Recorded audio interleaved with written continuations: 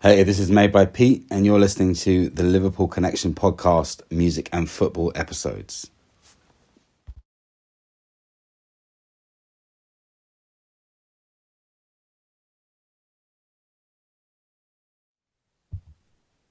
Hi everyone, and welcome to the Liverpool Connection podcast.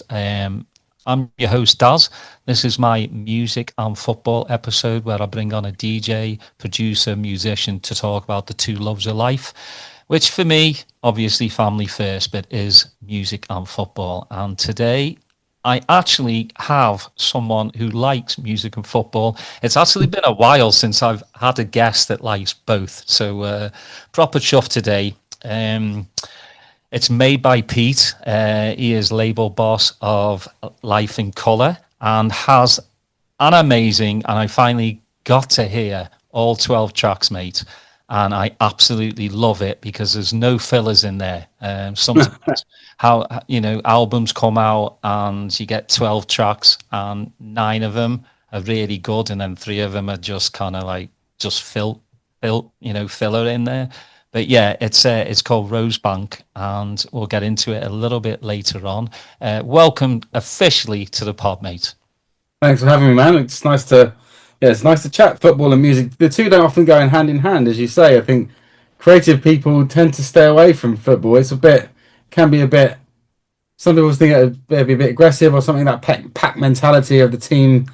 I don't know what it is, but yeah, it is rare to find that real football fans within music. Yeah, well, I think it's also because musicians, artists are so busy into what they're doing. They don't have a chance to, go to the games. They don't have a chance to, turn on the telly and watch something live. So I kind of, it's either you got to go 110% into music. You have to. I know a lot of touring DJs will make sure that there's a telly either on the stage, off the stage, so that you can, watch some of the game while they're DJing, pressing play, as some people say. But yeah, it's a love-hate relationship, isn't it? And James is an Arsenal supporter, so he's quite happy at the moment. Well, probably not from the last couple of games, but Yeah, you know, yeah. we'll talk a little footy. We'll get that out the way. You could win the league, and I believe you'll win the league. I think, to me, watching how City are progressing, I think you're at the right point in how many games have been played. That you have 7 games left. I think if there was like 10 to 12 games left, I think City would pip you. But I think you've got that healthy enough lead. And I know you'll say, wait until it's, mathematically impossible for City to win. But, you've got to at least be, smiling on the inside. Yeah, excited. I mean, it's quite hard to enjoy it because I think watching the team play, you can just see the tension that they play with since January. Really, I think the pressure is on, and it has been for three seasons really. With our this is the 4th season, right? For 3 second place finishes, and I think we just need to get over the line. It's not going to be pretty. It certainly hasn't been for the last 10 game weeks, but I think we get over the line, get a big trophy under our belts. I think the team will then have that confidence to play a bit more. I hope so, because I think when we play, we're really good. We look great. We've got some great attacking players, but I just think that everyone's just a bit strangled by fear at the moment, which is kind of understandable given the results of the last few seasons. But listen, I'd rather be here than where we were 5 years ago. So it's a big progression. Well, that's the thing, isn't it? I mean, the same happened with Liverpool under Klopp. It took us 2, 3 seasons, and I think once you first win that big trophy, the Champions League or the league, then things start to happen. And I think the same for Arsenal. You get the Premier League over the line. I think you'll go on next season. Oh, well, I mean, you could win the Champions League this season as well, but I think next season we'll see a better Arsenal. Yeah. Because you've got what a very young squad, and they're just starting to come together. As I think Mende and Rice are phenomenal Yeah, midfielders, and they very only strong. get better. You know, Saka, he'll get better. Uh, it's just it's looking like a very, very good squad, and Mikel's keeping it together. And Yeah, yeah, it's one of those for me. Nobody cares if Man City wins the league. They just don't.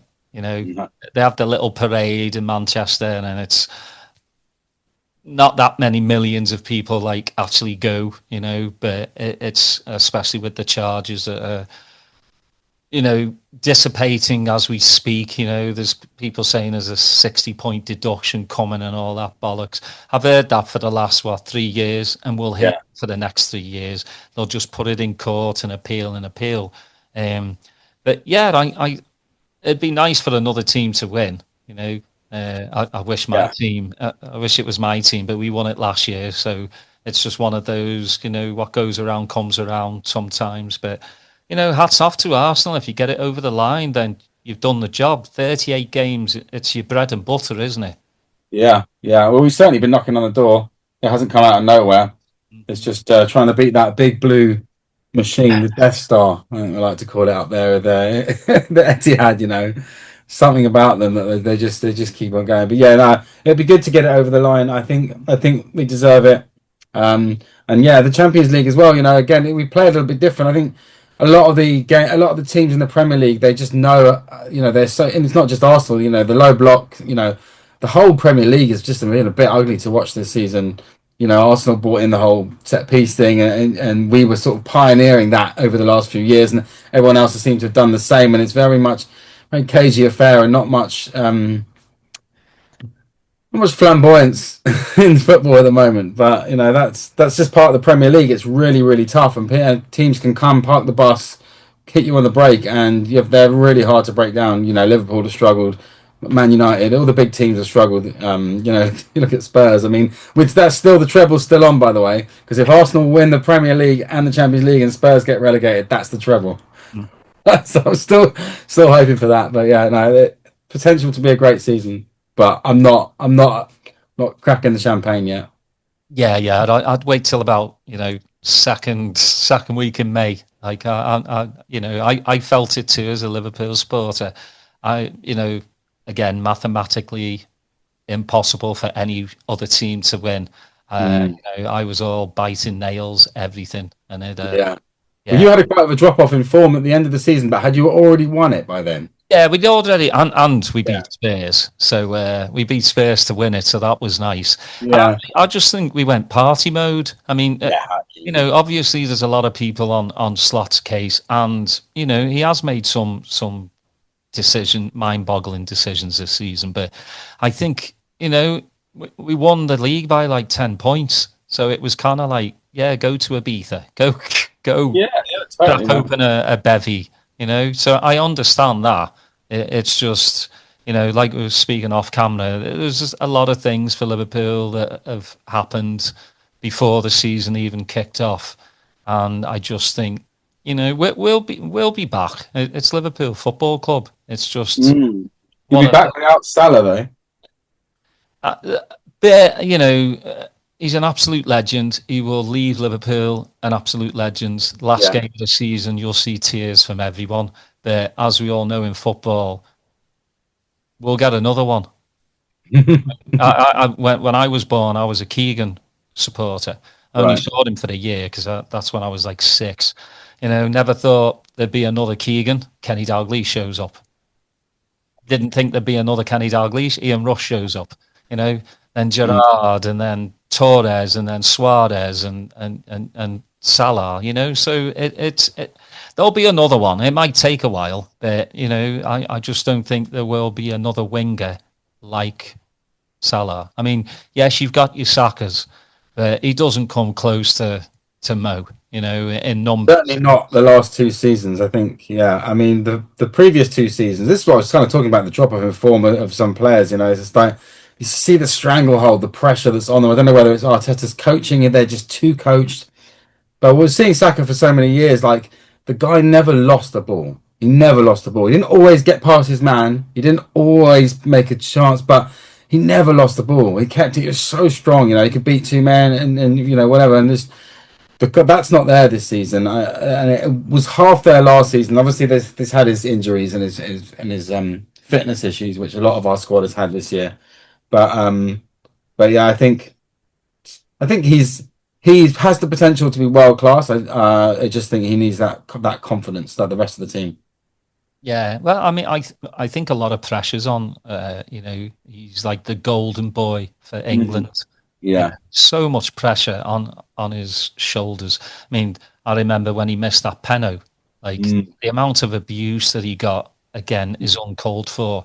But it's because they want him to do so well. They put him on a pedestal, and yeah, when he makes one mistake, you know how the English media is. They're on your case. Like you're on the front page as like you've ruined England's chances.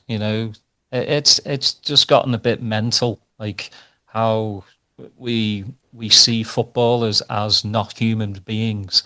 yeah. They're basically like racehorses, where you can flog them as much as you like and try and get as much money from them. It's just we don't see these people as human beings anymore.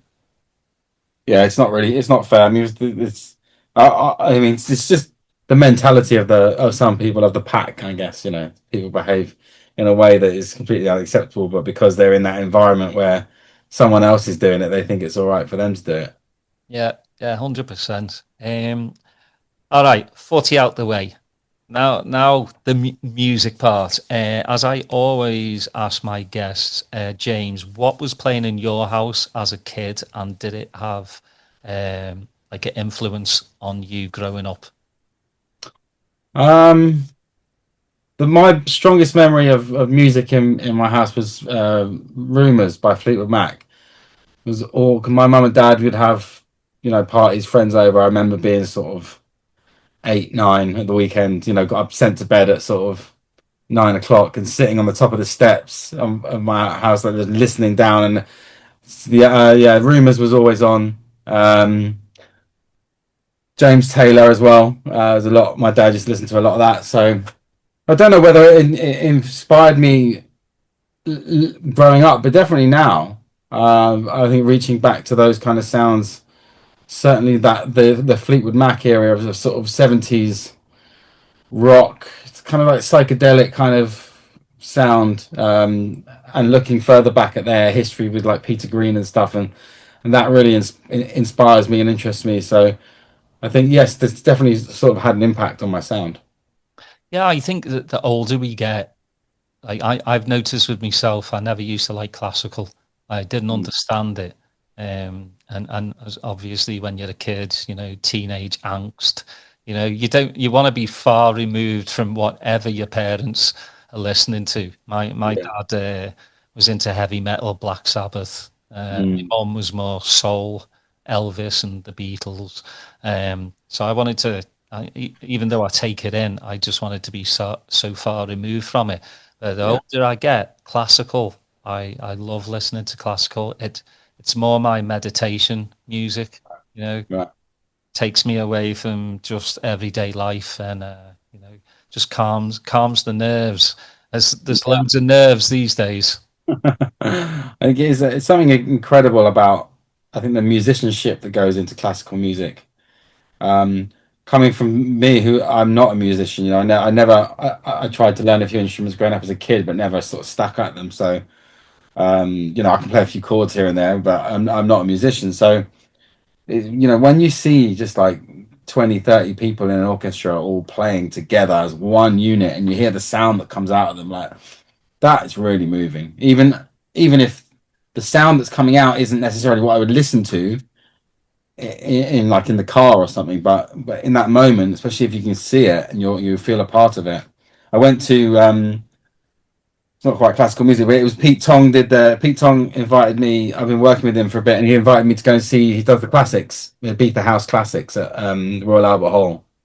That was incredible, the orchestra there and all the big horn sections and stuff, and you really feel the power of all the sounds and the big organ and stuff. So yeah, it's great to see. Yeah, yeah. obviously I've not been home. I've been home, but not to see, that. And the great thing about the internet is YouTube, obviously, and you can watch it and you just see how much work goes into it. Yeah, And then obviously Fabio and Groove Rider did their kind of version. I yeah, thought that was really cool. Like every like different kind of music can do that. And yeah. I'm a massive Depeche Mode fan, and Mm, they did one at the BBC, not in front of fans, I don't think, but just to hear, the orchestra with Depeche Mode. I mean, that's a match made in heaven for me. yeah, Uh, you know, I'm like, I just wish, maybe next is New Order. That would just tick the boxes for me. You know, yeah. I'm gonna you, turn my WhatsApp off because it's pinging away in the background, making those noises. Turn it off. There we go. are you a big '80s music fan? Some of it, yeah. I mean, my music taste is so scattergun, and I'm really for a DJ. I'm really bad at sourcing music. I'm not like if I hear a record that I like, I won't tend to then go and listen to more. I'll just put it on a playlist. And I think this is kind of the result of ending up being a musician, well, an artist myself now, is that I spend every given hour making music. So I listen to music when I'm traveling and stuff, but I spend more of my time making music than I do listening to music. And I think that's just because when I hear something that I like, I get inspired to go and start something new rather than to go digging further into their catalog. I'm like, right, okay, I love that sound. How can I take that and interpret it in my way and start something myself? I mean, for me, 80s, your question about it was more about 80s, and I was born in 86, uh, but I would say there's some 80s music I love and some that I don't really connect with at all. But yeah, mix and match really. yeah, I mean, for me, the synth bands, Depeche Mm, Mode, Human League, New Order, yeah, Erasure, really like I nicked all the records from my sister, and yeah, every week she'd come in my room going, have you seen any of these records? I'm like, nah, never. But that inspired me as well, to track down more stuff. yeah, That's one big reason. Like I always say, I love Bandcamp because you go down that rabbit hole. yeah. You search for an artist, you find that artist, and then you find something else that's similar, but Hmm. not quite the same. Because I mean, what's the point of like, especially DJing, where it all sounds the same? And I know you've had these questions on Instagram. The genre defining. I'm sick of that. Beatport come up with genres every single. I swear to God, there is somebody in a basement in Denver coming up with different genres every day of the week. That's their paid job. I don't get it. I wish, we could be genre less. I just do. Uh, Yeah, I think with a minority there because I agree and I'm the same, but I don't necessarily mind people putting genre on my music. I've struggled to put a genre on my music because I always feel like it sits between things. But people like to put things in a box, regardless if that's a good thing or a bad thing. I think they just like to be able to say in conversation, what is it, right? And what I found really interesting, I actually put a video up the other day on Instagram asking. It was like a test to see what would happen. What genre is this? Just like this my new record, and the amount of different answers you get mhm. and I've seen, they're not one was that maybe there was one or two that were the same. And what it just shows you is that if I said to you tech house, you could interpret that completely. Like tech house to you could mean something completely different than it means to me. So Mhm. therefore, that is making genres ridiculous because it's all about how the individual interprets it. But then you can't really, you have to do something, right? You have to put things in certain boxes, like this is breakbeat, this is house. But when you start chopping it down from different types of house and then different minimal, and then it does get a bit ridiculous. Yeah, I mean, like going on, I'm not just calling out Beatport, but Juno and all that. You can find, like, for me, I love my breaks, Mm. but I've been going on electronica. Yeah, and do yeah. more of the breaks that I like rather than the breakbeat section. Same with like melodic house is, borderline techno, and then Mm. you've got progressive house that doesn't sound like the prog house I grew up with in the late It's not 90s. Global Underground. Bigweed, you know, Mhm. it just doesn't. The deep house does. That's not deep house. I'm sorry. Like it's just bizarre. The tech house I grew up again. Mr. C, Evil Yeah, Eddie Richards, Bushwhacker. That's tech house to me. The yeah, wobbly bass lines, not stuff that like tech house these days sounds more like electro-y house to me. Without yeah, Hoover, it's yeah, it does my head in. Like, good music is good music. yeah, It doesn't matter. That's why I don't care about the genre. If it comes out and it makes me move, and I feel passionate about it, then I'll buy it. If not, then it goes in the bin. So, uh, yeah. I think that it's especially when you look at the top sort of top 20 and top 50 of it is on Beatport genres.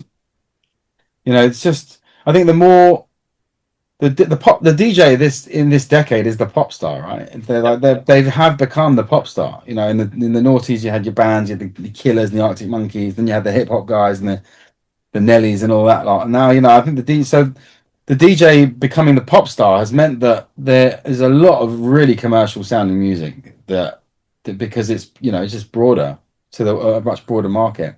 So that means you have to dig that bit deeper to get to the real stuff, the stuff that we grew up listening to because we were going to warehouse parties and underground raves, and it wasn't the normal people weren't there. They were at Weatherspoons and Hiroshianas, and they were doing that. We were in the basement of Fabric doing that because we were there with the weirdos. Now everyone seems to be there as well, so that's like just trying to navigate that scene, and I guess trying to find a way of for me as well to be able to make music that I connect with, um, but still kind of finds a way through to reach a different audience as well. well, I've read up like you started DJing first, and then it took you a couple of years to start producing, and it's when you fit. Obviously, there are some lucky people that their first couple of tracks make a statement and bought up and it gets out to the world.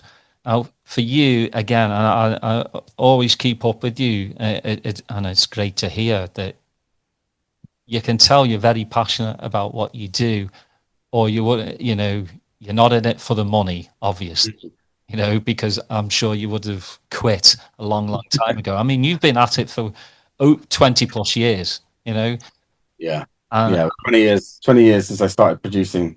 yeah, that shows how much love you have for electronic music. But there comes a point, obviously, Horizon Red. Why do you think it's Horizon Red that kind of hit a chord with people rather than some of your other stuff? You can never tell, really, can you?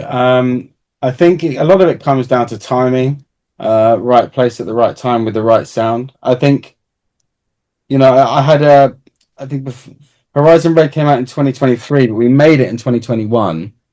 Um, but my first release, because it was with Crosstown Rebels, my first release on Crosstown Rebels was 2018. It was a track with Jem Cook, she's an amazing singer.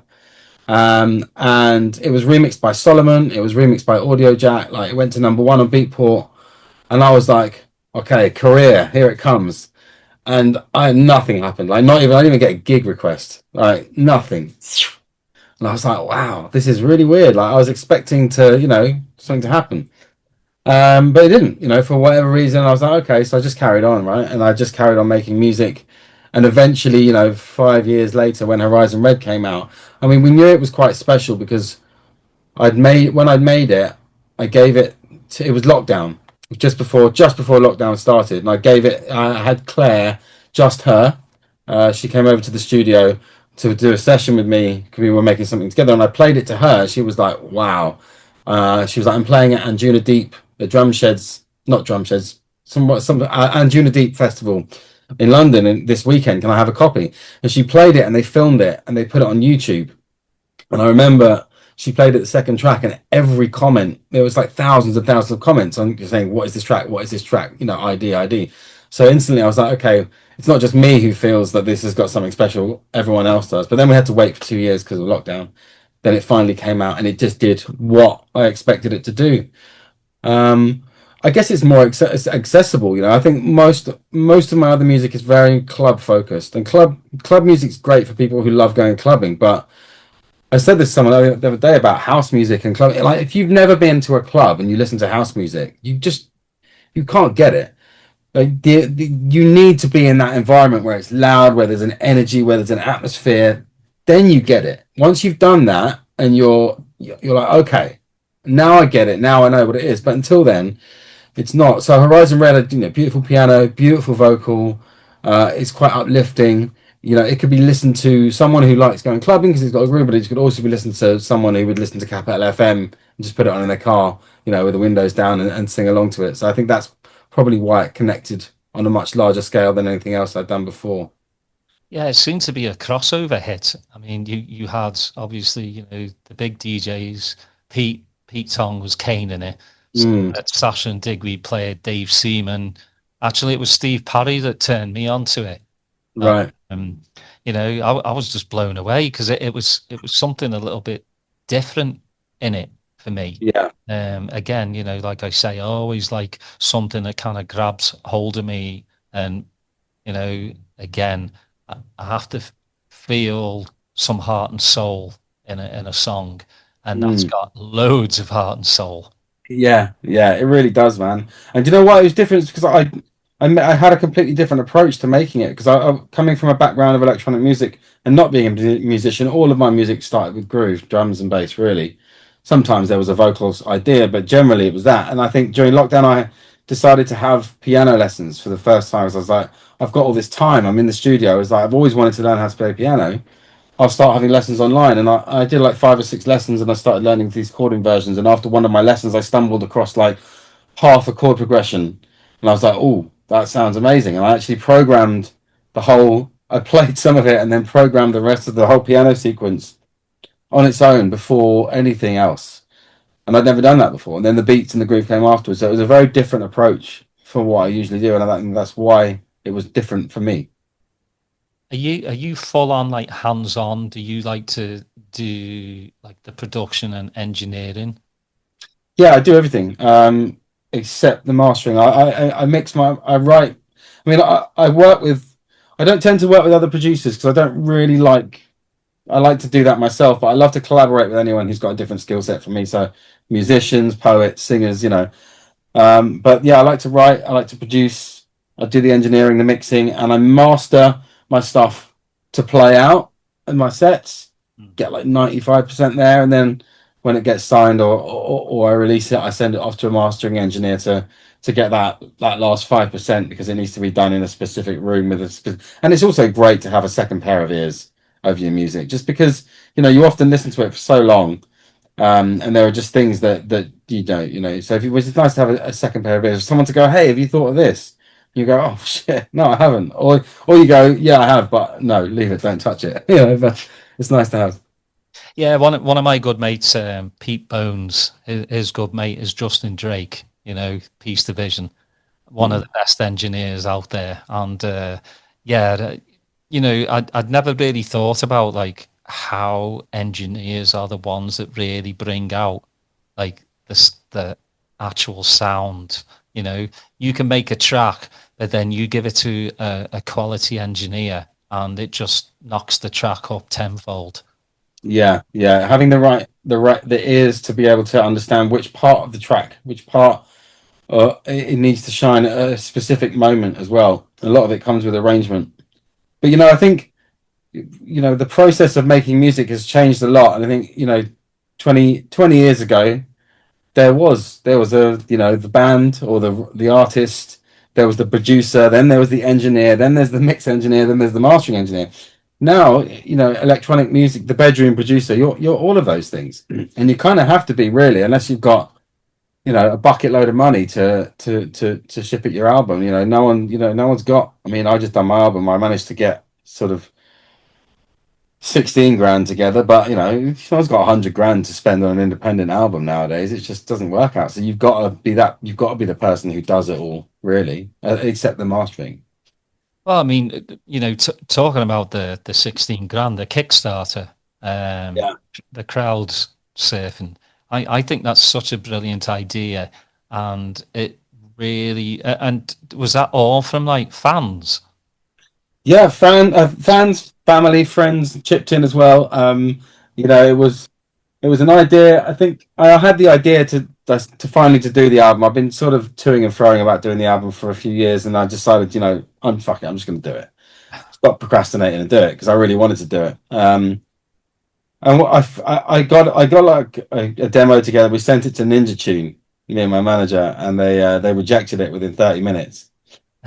I went, there's no way they've listened to that, and Mm. like, and really like listened to it, digested it. What they've gone is look at this guy. He's not an artist that we necessarily want to work with for one whatever reason. So I was just like, look, fair enough, right? So but other labels are going to be the same. Why don't I just do it myself? You know, no one's going to work as hard as me. No one's going to put as much time and as much effort in as me. No one knows my music and my audience as well as me. So why do I need a record label? Why do I need a record label for the money, right? I need an advance. So how can I raise this money? And this is when the idea of doing the Kickstarter and crowdfunding came in. And you know, I'm really pleased I did it. It was a lot of work. It was really hard and it was quite stressful, but at the same time, really rewarding and sort of got me on this path of getting more in touch and having a better relationship with my audience. Now, for Rosebank, you got 12 songs on there.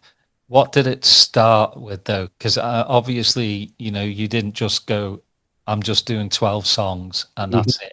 How many actual songs did you have to, not put on the album? There was maybe three or four things that were left off in the end, that still sit on my folder. You know, they'll be repurposed and they just for what other reason the story didn't quite come together with them. I think, you know, ideas are always amazing things that you should never throw away. You know, no matter how basic it is or whatever, because it can always morph and turn into something else when the right idea comes. There's so many times that I'm halfway through a project and I go, it's missing something, and I go, it's that sound from that idea that I started 2 years ago that's been sat on my hard drive, and I haven't known what to do. That's it, all right, and so that's why it's really important. So those are still there. The first thing that on the album, I think, was a track called "Stories from TV," and that was made 5 years, over 5 years ago now, I think. When I didn't know I was doing an album, I just decided I want to make a different style of music. Always been making club house music, club focused music, and I just felt I was like, oh, I want to do something a bit different, you know, just go and make music. So yeah, Stories from TV came out with a friend of mine, which is kind of, I don't know, it's like a indie rock Hmm. track with a bit of dance electronica in it as well, and then a few other tracks grew from there. I think it's all been done over a 5 year period, so it's taken quite a long time. But yeah, I haven't been working on the album for 5 years. It's just sort of like, okay, we'll put it all together. Yeah, Carnival Sky is Mm. a psychedelic trip. It Yeah, yeah. it really is. It's that I I think when I first go into like listen to an album, uh, especially, I mean, I've bought your dance stuff, so I was coming into this just fresh, like Jody sent it to me. I was like, okay, I'm not gonna like come and listen with a preconception it's going to be 12 club bangers.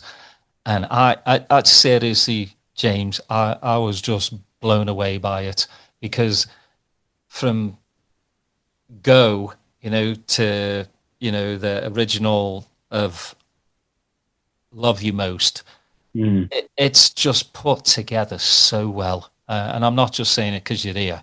I wouldn't bullshit like saying it, because I loved it from track one to track 12, but it just flows so well. But Carnival Sky, I'm playing it over and over and over again. And I'm finding every time I listen to it, I'm hearing something new, because that's what I do. I immerse myself in.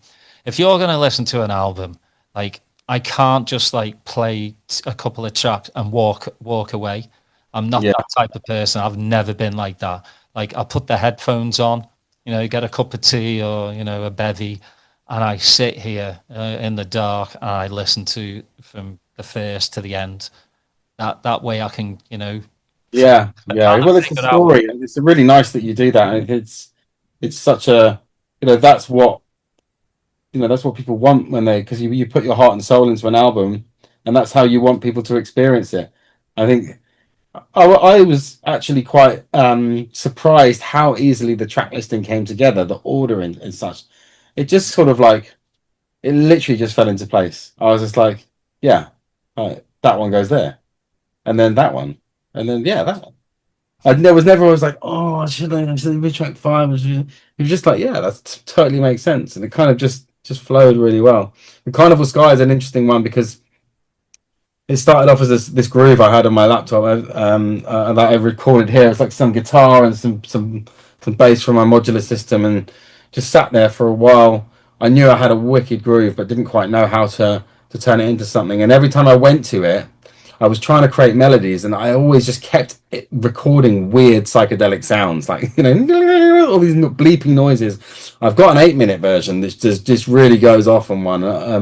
I will release that at some stage, but so tried to condense it. But when I got Thomas Gandy in, and he did that vocal, I had like 5 other people try a vocal on it, and it was really weird because it's such a tight loop, but I never managed to find any sort of melody that worked until Thomas did that one, and it really worked and just brought it together. Yeah, when when I'm finally home alone and the kids aren't here, I can turn it up to 10. Yeah, So then you can really, like get the whole vibe of it. But you know, I know where the name of the album comes from. It's the street that you live on. yeah, Yeah, yeah.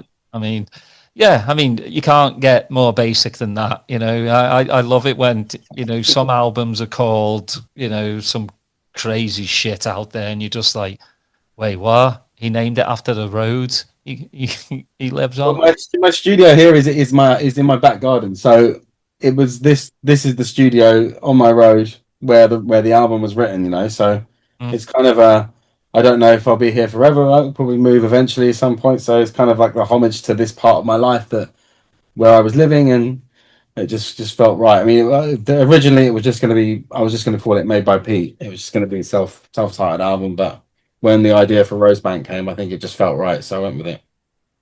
Well, it's the same with Made by Pete too, where the name comes from, and I was cracking up because I think some people that might have gone over their heads when it's like, yeah, it's my dad.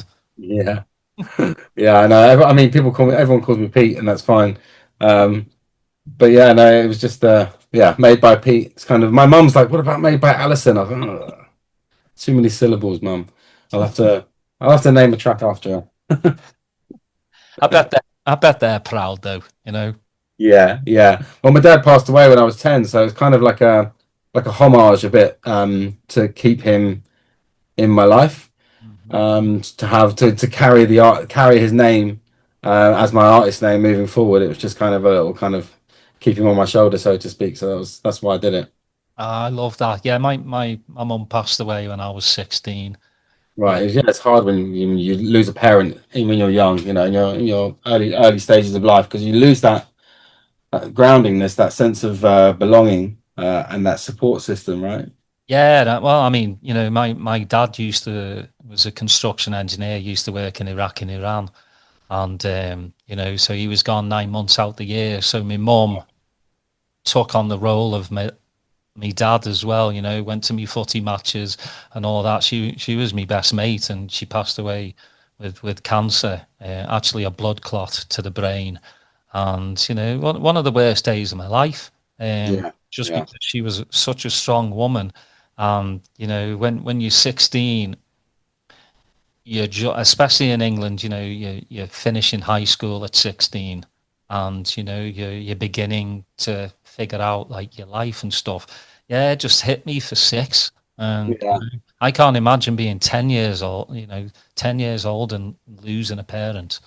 Yeah, yeah, it was difficult for sure. My mum managed to pick up the baton and sort of I never went without really. So that's credit to my mum and she also support she was the one who inspired me to encourage me, I should say, to go and start making music. Because I told her when I was 16 I wanted to be a DJ, and she was like, "Okay, well, have you thought about going to college after school and making and trying to make music?" I was like, "Nah, I hadn't thought about that at all." But yeah, sounds good. Just like whatever. I was like 17, right, 18, 19. So and she loves it. Like she's like 76 now, but she would be at every gig with me if she could. I took her to Thailand last year because I had a gig in Thailand. And I don't usually go that far for one gig, but it just so happened that I was only playing once. So I thought, well, I'll go for a week. My mum had never been to Asia before, Southeast Asia. So I thought it's a chance to take her now. It was a good time. So we went and she came to the club with me and she got, they gave her lobster before, lobster dinner. We, walked through the back entrance into the DJ booth into this massive club. And she was in the DJ booth the whole time. People were filming her and stuff. She had the best night, like she loved it. So that was a nice little way of saying thanks for all the support. Because my first studio was her kitchen for 10 years. Like that was where I was making all my music. And rather than telling me to turn it down, she was in the corner, filming me working with a saxophonist or something. She was in it with me. So it's nice to have that encouragement. See, it's stories like that that just make my heart shine. Again, I always finish like this podcast with the same messages, just like take care of one another and stuff, and just be nice. And to hear stories like that does warm the heart, because we do live like in this world that just seems like shit upon shit gets thrown at Yeah. you know and the one place I always come back to is music. Mm. And if I'm having a bad day, just put on a track that they'll transport you back to a good time. If I'm missing my mum, I'll put on a song that I know my mum would love. Yeah. And have a good cry. I mean, again, I grew up. My dad would be very, don't cry. You're a boy. Just You're a chastising. man. Come Yeah. on. Now I cry watching me kids like shows, TV shows. And they're like, "What's wrong with you, Dad?" Nothing, nothing. I have to walk away because I'm a big softie now. Like something's happened with me, but like music always brings me back to, if I put on Depeche Mode, New Order, it brings me back to me growing up. Yeah. 12 Yeah. years old, having a good laugh with me mates, going to the YMCA disco and hooking up with a girl, and you can still remember the girl's name, which is quite good for me. Um, it's Yeah, just music is powerful in that way. To it's like it's like an archive of memories, and it sort of goes with it, the storytelling along the lives. I think that is really powerful. That's kind of why I wanted to make an album of not that wasn't club music as well, because it was kind of I was getting to a point where I was getting these urges to make things that were more maybe a bit more storytelling, a bit more song based, a bit more musical.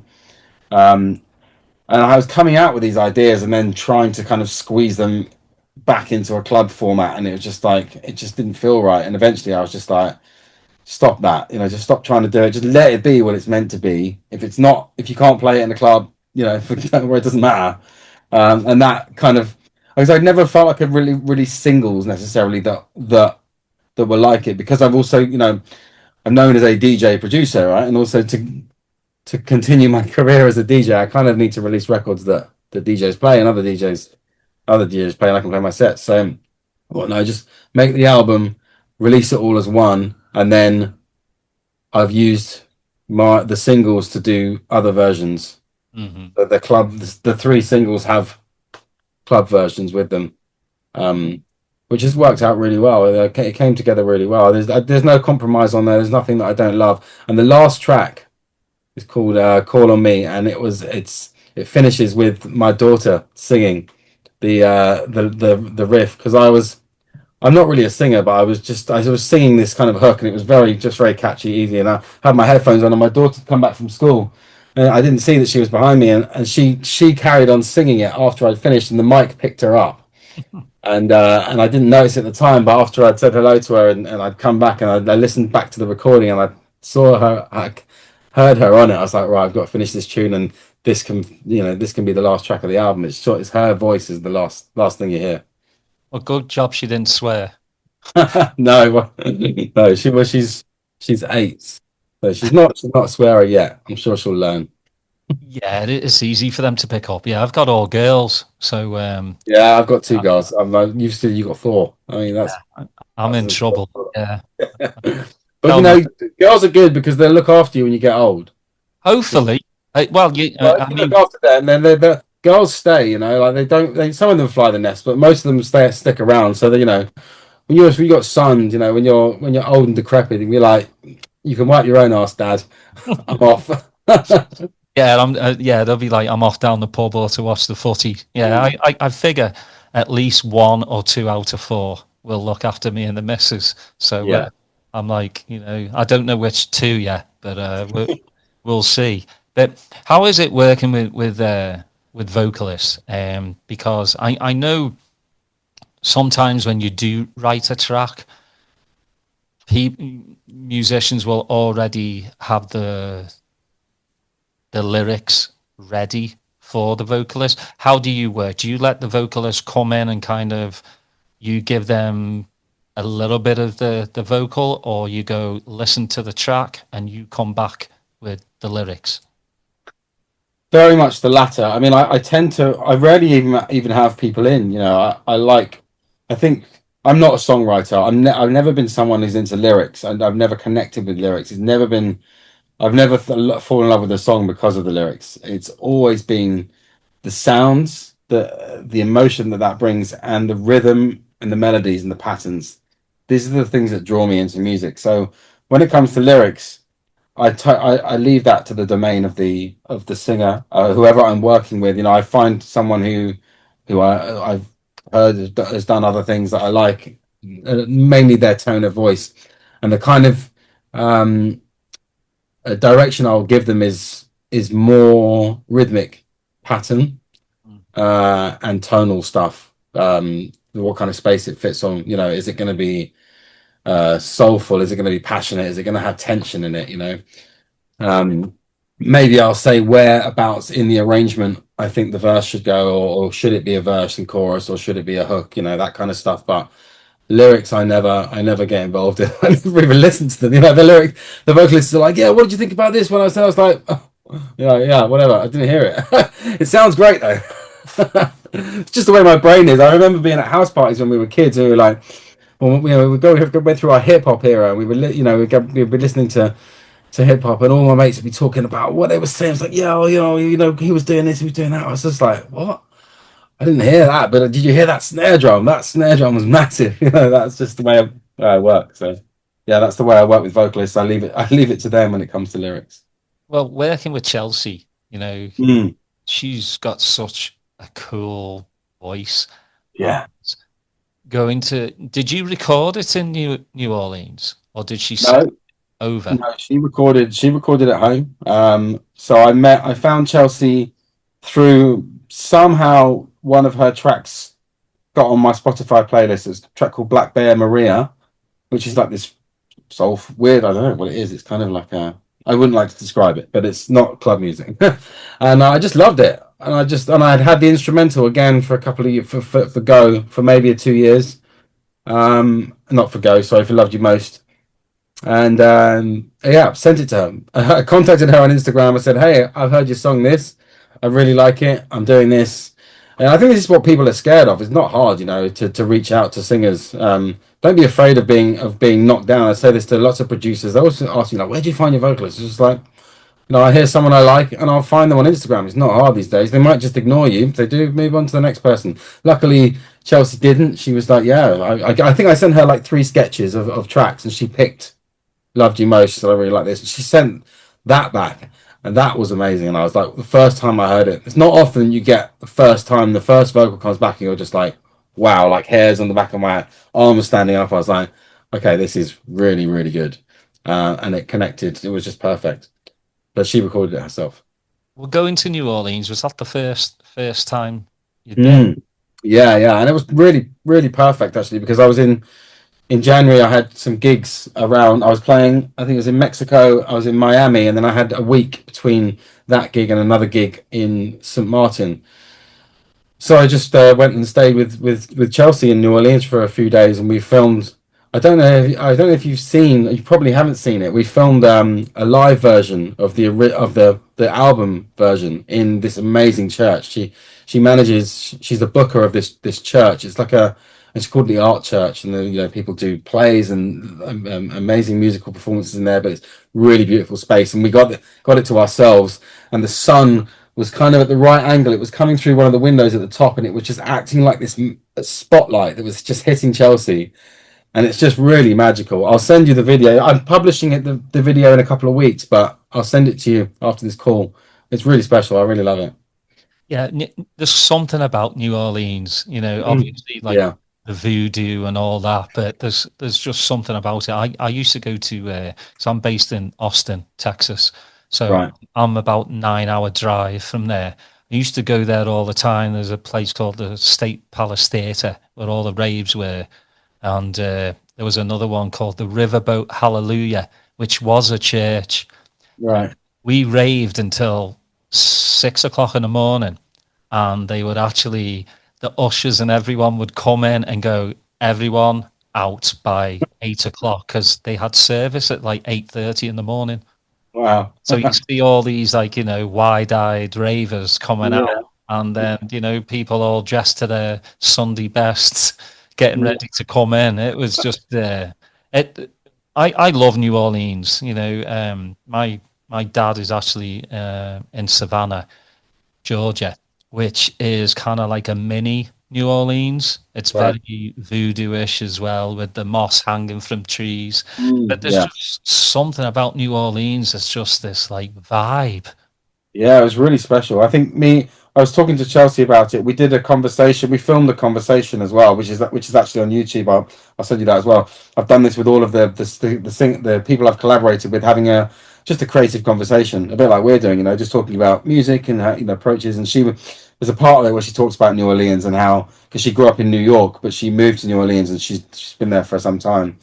And she says it's just a great place where musicians go to retire, because there's just so much collaborative artistic musicians in New Orleans, and no one's really trying to make a career or a name for themselves. They're just there. They just they're just popping up on a street corner, starting to play, and someone joins them, and it's very much a sort of a creative community of people, which I really liked, and it was beautiful. In the French Quarter, and seeing the architecture and stuff. It definitely. I've been to quite a lot of cities in America, but New Orleans is, yeah, very special. Well, you got Cafe du Monde, Yeah. if you like your coffee, it's Yeah. some good stuff. But just to have like the brass players outside, Mm. it's brilliant. And then you have the kids with the bottle caps on their shoes doing Yeah. the dance. Yeah. It's just brilliant. I love stuff like that. We we took a road trip and went through New Orleans with the kiddos, and the kiddos loved watching them play on the brass. And yeah, it's just a cool vibe. I don't know about it. It's one of those, I think, yeah, either you retire there, or you're just spending a few years there. I don't think I could live there with me kids. I think there would just be too much going on for me to, be, Mardi Gras. yeah, be like, home all the time. It would, like, because there's such good music there. It's not just jazz, Yeah. blues, rock and roll, electronic music as well. So yeah, it's Yeah. just a melting pot, I think. Um, Mm. I do want to ask you about a couple of remixes, because Sleaford mods are fucking brilliant. I mean, I love Jason. I just love his. I'm a big lyrics fan. I grew up with the Jam, so Right. I love that like angst. I love that fuck off to everyone. Uh, Yeah. what was it about like Mork and Mindy that like drew you to like want to remix it? It was the sound. It was the. I think it's the bass line. The do do do do. I don't know. I went to see my friend DJ in London, and he was. I got there and he was where we were having dinner and he was wearing a jumper that said Sleaford Mods on it, and I was like, "What's that?" He was like, "Oh, it's a band like." Well, no, I really like them. I was like, really? I've never heard of them. So I was like, and then I think on the taxi on the way home, I was just like, oh, I'll check them out. And I pressed play, and that was the first track that came up. And the first sound I heard, a bit I explained to you before, is just like when I hear a sound that makes me go, oh, that's wicked. So I was like, I've got to do a remix of this. And, that's how it turned out. It's fucking brilliant. Like again, it's one of those where you can play that in any set, Yeah. Yeah. or you can sit at home and actually listen to it and get it. You know? Yeah, it really does work on the dance floor, that one as well. I mean, we spoke to, I think my manager reached out to try and get it released, but I don't think that's going to happen. It's another one that I did as well. It's the Tears for Fears. Yeah, shout. Yeah, that did that. That doesn't won't see the light of day. But no, they're out. There is free. I just put them out as free downloads, and I try and do maybe one of those a year. I kind of like that as well. I kind of like to focus on releasing original music. It's like it's hard, right? It's hard to make original music. You've got to put that time and effort in. And I think anyone who makes original music should be, you know, respected a bit. We should put a bit more emphasis on it. Whether you like it or not. It's like if you've made the effort to make something original, right? Put it into this world, then I think there should be an originals chart on Beatport. Like a remixing is, sampling is obviously a valid thing, and some genres were built on sampling. So there's creative sampling, which is totally different. But taking a Bob Marley a cappella and putting a four to the floor house beat behind it's not quite the same thing, right? Original music needs to be put on a pedestal, I think, and celebrated. Yeah, I agree. I just think there's too much paint by numbers out there. Mm. You look at the top 10 of Beatport, and it's not 10 records I would ever play in my entire life. No, Uh, no, it's no. it's just not. I mean, I've never been like that. I always look for stuff that's totally different. I mean, obviously, like I'm a massive Sasha Digweed fan, Mm.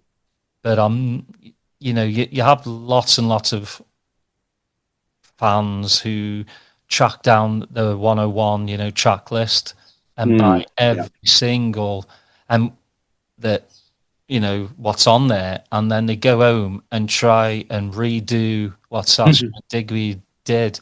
I'm just like, what's the fucking point in that? yeah, Like you get like at least play them in different ways. Like don't play yeah, them 1 through 20 the exact same. I need something different. Yeah, there's going to be obviously tracks that just I've got to have. Like that. Like I hear you play, I hear Sasha and Digby play. I'm like, oh shit, I've got to find out what that is. But I also just kind of let music organically like just hit me. yeah. I miss the record shop days because Mm. I'd spend half my day in there and I'd probably come home with two. I've spent 4 or 5 hours, of just digging and digging. Yeah, Beat, and chat to other DJs, other like-minded people as well. The yeah, more, and you more get that connection. While I always say it like buying digitally, you've lost the soul already. You yeah, click, you listen, you click, you buy, you download. yeah, You don't have an interaction with the seller. You don't have an interaction with the lad or girl who's next to you listening to another track on a turntable. Because you'll yeah. look over and you go, "Hey, what you listening to? Here, here's the headphones. Oh shit, listen to this." You don't get that anymore, and I just It makes it less special, I think, it for does sure. it And does. even the price, there's like, you'd have to save up money, right? Yeah, I could afford to buy maybe one CD a month when I was a kid. I was buying CDs until I started DJing when I was buying vinyls. But when I was buying CDs, you get your favorite band and you'd fucking listen to that for a month on end. You sit in your room, you have it on your Discman, you'd have it around like just constantly, man. You'd read. you'd get the paper, you record the photos, you read the stuff, then you'd really engage and feel part of the connection with the artist. And then, 10 quid, it's like, great, if I can sell, 1,000 records at a tenner, I can have a career. It's like, now it's like, oh shit, I've streamed 1 million. How much have I got? 3 grand. It's like, fuck, it's gonna pay my mortgage. Yeah, if you're lucky, it's 10 grand. Yeah, it's just one of those, isn't it? Like, I never want to sound like the old fart on the rocking chair outside. Get off my grass to the young ones, but just things have changed so much. Obviously, social media and everything. You Yeah. you can get a viral hit, and it projects you, especially if you really love the music. It can project you to where you can get a record deal. You can go into a good top rated studio rather than work from home, like in your basement or whatever. But then you, on the opposite end, is you get a viral hit, and then after that viral hit, you're never heard from ever again. Yeah. Yeah, this whole big yo-yo effect from virality is a problem. I think there is some positive though, and that I've noticed. I think the same platforms that kind of broke down the industry model as we know it have kind of given us as artists the opportunities to be able to communicate directly with our fans. And big record labels kind of were the gatekeepers of that. The only way to do it was to go on like a TV show, like a Sunday morning TV show. But now, it's really, really easy to have direct communication with the people who are listening to music. And I think, you as an artist, I don't need 1 million fans to have a career in music. I don't even need 100,000. I need 1,000. If I can get 1,000 people who will communicate with me, stream my music, maybe buy a physical t-shirt or put an album, like mass appeal is dead to me. It's not relevant. I want to connect with people on a deeper level, and I'd rather connect with the right people and grow that audience in a much slower, organic, natural way than ask myself, well, how can I reach more people? Mm-hmm. Again, I think that shows how much you love what you do.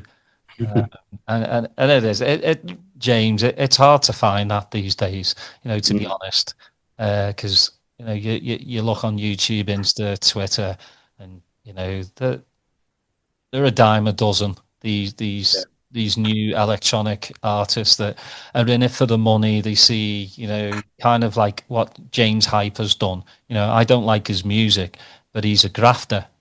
He's was playing in Liverpool 7 nights a week, so he grafted to where he's gotten. But then you've got other kids that kind of they look up at him and go, I want to be on that private jet. I want that caviar champagne bollocks. Yeah. That's not real life, because No. all that champagne and caviar you have to pay for yourself. Yeah. So kids just think like, oh shit, if I can make it there. But I mean, they don't want to put in the work, a lot of them. No, well, yeah, I think I can always find myself quite lucky that I found something quite young that really captivated me and captured me, and intrigued me, and it still does to this day in different forms. Like, it's always evolving. I'm not as into some things as I was younger, but in general, being an artist and exploring this kind of side of things is still the thing I think of the first thing in the morning when I wake up, and the last thing I go to bed at night, and it still excites me. So putting that work in is it's never a chore. It's just always about trying to see how I can evolve and do it in a way that it keeps me excited. It doesn't become a job, even though it is a job. Well, my last question before I go: when is the album dropping? The album release date is the 31st of July. Officially, that's when the digital version comes out. I'll be sending the vinyl to all of the people who backed my Kickstarter campaign. All of the ones who did that, so they'll get a copy of the vinyl and the digital download before. I'm not sure what time, maybe 2 or 3 weeks before. But yeah, 31st of July is when the album comes out. but it's on my Spotify page at the moment. It's like this, pre-order thing, and you can each time a single comes out, a new track gets added to it. Well, again, like hearing the album, I can't wait for more and more people to listen to it because it'll be, I think again it's got a great summer vibe to it as well. So, once it drops, I think you might get some more phone calls after that. Let's hope so. Yeah, that's the More plan. DJ gigs. Yeah, that's the plan. And then on to the next one. I mean, I'm already writing that, then writing other music. That's the great thing, just to continue doing it. I think, but going to try and perform the album live. I think that's the next step. See, I'd love to hear that because I think more and more DJs, producers should, start doing that because, in the beginning, I think like, you hear Sasha in the 90s and you don't think, okay, band.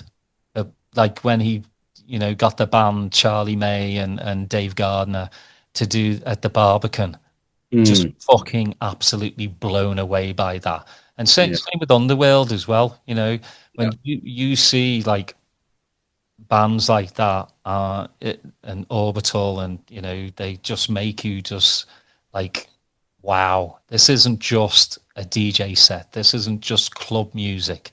It opens up to a wider audience as well. Like you said, there's a lot of people that listen to electronic music that don't go to clubs.